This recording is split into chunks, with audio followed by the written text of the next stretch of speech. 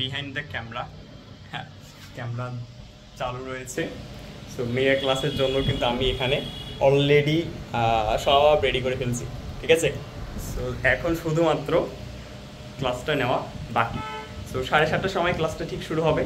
ওয়েবসাইটে, ফেসবুকে সব জায়গা থেকে লাইভ দেখতে পারবেন, যাতে করে মেগা ক্লাসে কেউ মানে বাদ না থাকো, অন্ততপক্ষে সবাই ক্লাসটা দেখতে পারো। কারণ এই ক্লাসটা এমন একটা ক্লাস, যে ক্লাসটা করলে একটা স্টুডেন্ট সারা জীবন কিছু না করলেও সে পাস করতে পারবে।